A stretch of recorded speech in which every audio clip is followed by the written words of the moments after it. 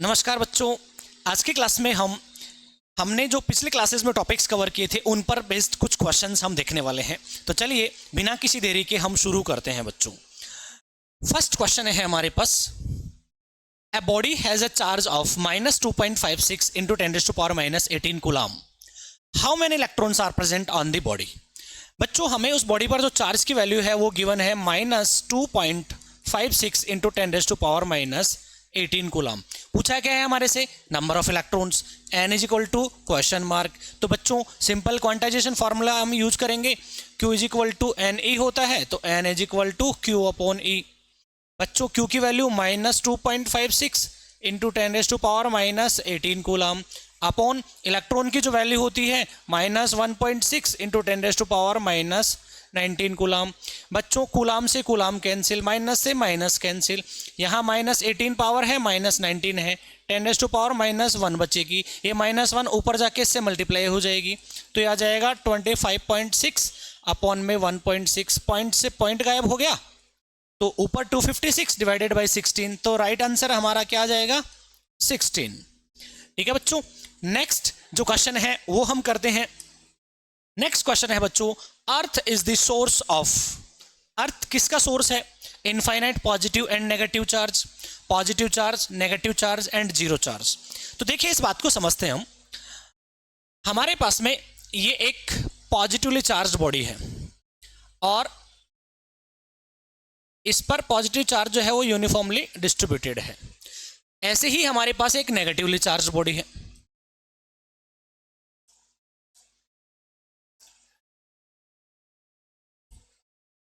ठीक है, इन दोनों को हमने क्या किया, अर्थ से कनेक्ट कर दिया, ग्राउंड से कनेक्ट कर दिया हमने। इसको भी अर्थिंग से कनेक्ट कर दिया और इसको भी हमने अर्थिंग से कनेक्ट कर दिया बच्चों। अब क्या होगा, अगर पॉजिटिवली चार्ज बॉडी को मैंने अर्थिंग से कनेक्ट किया है तो क्या होंगे, हमारी जो ग्राउंड है, अर्थ है, वहां से इलेक्ट्रॉन्स निकलेंगे और इलेक्ट्रॉन्स निकल करके क्या करेंगे, इसको न्यूट्रलाइज कर देंगे बच्चों।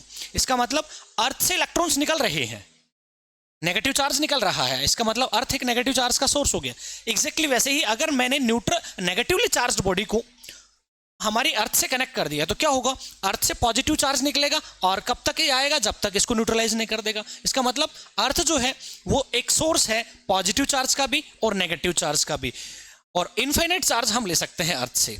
तो इसमें राइट आंसर हमारे पास हो जाएगा earth and infinite positive and negative charge. Earth is the source of infinite positive and negative charge. यहाँ एक बात बता दूं आपको कि एक्चुअल में यहाँ से जो इलेक्ट्रॉन पॉजिटिव चार्ज वो निकलता नहीं है, यहाँ के जो इलेक्ट्रॉन्स हैं वो ग्राउंड में चले जाते हैं, यहाँ के इलेक्ट्रॉन्स ग्राउंड में चले जाते हैं। बट अपन मान सकते हैं ना कि यार यहाँ से पॉजिटिव चार्ज निकल रहा है, इसको न्यूट्रलाइज कर रहा है, यहाँ से नेगेटिव चार्ज करके निकल के इसको न्यूट्रलाइज कर रहा है, तो अर्थ एक सोर्स हो गया पॉजिटिव और नेगेटिव चार्ज का। तो इसको इस तरीके से देखना है। इसके बाद में नेक्स्ट हम बात करेंगे, which of the following is not a possible charge on the body. बच्चों मैंने आपको बताया था जब भी इस टाइप के क्वेश्चन आते हैं तो हम ये देखते हैं कि वही क्वांटाइजेशन फार्मूला हम लगाएंगे और हम देखते हैं कि अगर n जो है वो एक इंटीजर नंबर आ जाता है तो वो चार्ज की वैल्यू पॉसिबल है और अदरवाइज नहीं है। तो यहाँ पर 1.6 इंटू 10⁻⁻19, तो बच्चों ये जो वैल्यू है वो इलेक्ट्रॉन के चार्ज के इक्वल है। ये जो वैल्यू है इलेक्ट्रॉन के चार्ज का डबल दिख रही है, तो ये 2e की वैल्यू हो गई और ये 3e के इक्वल हो गया बच्चों। तो 1e 2 3, ये सब तीनों क्या है, इंटीजर नंबर। ये क्या है, तो वैसे आगे करने की जरूरत ही नहीं है, हमारे पास आंसर आ जाएगा ये वाला, बट फिर भी अपन करके देखते हैं एक बार।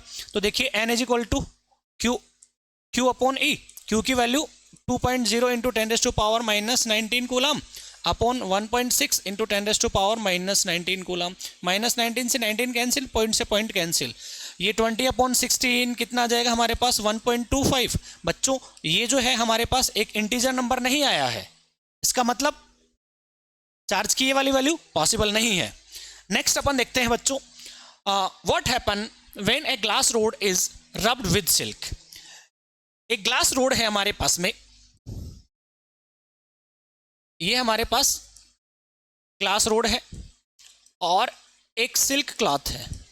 इन दोनों को अगर हम आपस में रब करते हैं तो क्या होता है बच्चों, तो ऑप्शंस है प्रोटॉन्स और प्रोटॉन्स। तो बच्चों ये तो कैंसिल कर दिया करो, प्रोटॉन का कभी भी ट्रांसफर नहीं होता है। अब इन दोनों में से हमें देखना है कि कौन सा है। Gains electron from the silk, नहीं बेटा सिल्क से इलेक्ट्रॉन गेन नहीं करता, ये उल्टा देता है उसको, तो गिव्स इलेक्ट्रॉन टू सिल्क। तो राइट आंसर हो जाएगा हमारे पास ऑप्शन नंबर सी। उसके बाद अपन देखते हैं next +2q +3q +q+2q +3q +4q up to 20q charges are situated at coordinates 0 0 1 0 2 0 up to 20. What is the total charge stored in the system? तो देखिए बच्चों इसको कैसे करेंगे हम, ये हमारे पास x एक्सिस है और ये y एक्सिस है, ये है हमारे पास 0 0, ये है 1 0, ये 2 0, ऐसे करके 20,0 तक चार्जेस रखे हुए हैं। यहाँ 0 0 पर जो चार्ज रखा हुआ है उसकी वैल्यू दे रखा है हमें +q, यहाँ जो रखा है +2q +3q और यहाँ आ जाएगा +20q। पूछा है इस सिस्टम का टोटल चार्ज। तो बच्चों हमने एडिटिविटी ऑफ चार्ज प्रॉपर्टी पढ़ रखी है, इस सिस्टम का टोटल चार्ज जो है इन सब के एल्जेब्रिक सम के इक्वल हो जाएगा। तो देखिए q नेट कितना हो जाएगा, +q +2q +3q up to +20q। इनका हम सम कर देंगे, q सब जगह से कॉमन आ रहा है तो 1 +2 +3 अप टू 20 और ये q यहाँ पे अपन कॉमन ले लिया। बच्चों आपको पता है सम ऑफ नेचुरल नंबर्स, तो नेचुरल नंबर्स का सम हम करेंगे तो फॉर्मूला है n × n+1/2 और ये q, ये आपने छोटे क्लासेस में पढ़ रखा है। यहाँ पर n कहाँ तक के नंबर्स का सम करना है हमें, 20 तक के, तो यहाँ जाएगा 20 × n+1 21/2 इंटू q। तो बच्चों इसको कैंसिल कर दिया 10, तो ये आ जाएगा बच्चों 210q। राइट आंसर कौन सा है हमारे पास, ऑप्शन नंबर सेकंड। अगला क्वेश्चन हम करते हैं बच्चों, नेक्स्ट है what number of electrons will flow in 1 minute through a conductor that carry 1 ampere current. बच्चों हमारे पास में एक कंडक्टर है और उस कंडक्टर में कितनी करंट फ्लो हो रही है, 1 एम्पियर करंट फ्लो हो रही है। I is equal to 1 ampere. कितने टाइम तक करंट फ्लो कर रहा है वो, time is equal to 1 minute. 1 minute मतलब 60 सेकंड तक करंट फ्लो हो रही है। तो कितना चार्ज फ्लो हो चुका वो हमें पूछा है। तो सिंपल है बच्चों, चार्ज नहीं पूछा बच्चों, इसमें हमें पूछा नंबर ऑफ इलेक्ट्रॉन्स। तो देखिए फाइंड कर लेंगे, कोई दिक्कत नहीं है।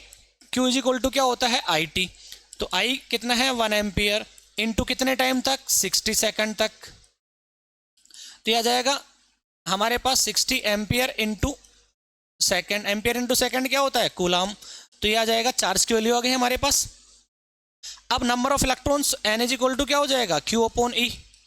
तो 60 कूलाम अपॉन में 1.6 इंटू 10⁻⁻19 कूलाम। कूलाम से कूलाम कैंसिल, पॉइंट हटाओगे ऊपर 600 डिवाइडेड बाई 16 इंटू ये ऊपर जाके क्या हो जाएगा प्लस का 19। 600 को 2 से अपन कैंसिल करें तो कितना आ जाएगा, 4 से कर देते हैं डायरेक्टली बच्चों। तो ये आ जाएगा 150/4 इंटू 10⁻19। 150 को अपन 4 से डिवाइड करेंगे तो ये आ जाएगा हमारे पास 37.5 इंटू 10⁻19। अब ऐसा कोई ऑप्शन है क्या, नहीं है। तो इसको थोड़ा सा पॉइंट को इधर शिफ्ट कर लेंगे। पॉइंट को इधर शिफ्ट करेंगे बच्चों तो पावर 20 हो जाएगी। तो 3.75 इंटू 10⁻20। हमें पॉइंट के आगे सिर्फ एक डिजिट तक दे रखा है तो 3.7। तो ये हमारे पास आंसर आ जाएगा 3.7 इंटू 10⁻20। नेक्स्ट क्वेश्चन हम देखते हैं, which one is not the property of charge. इनमें से चार्ज की कौन सी प्रॉपर्टी नहीं है।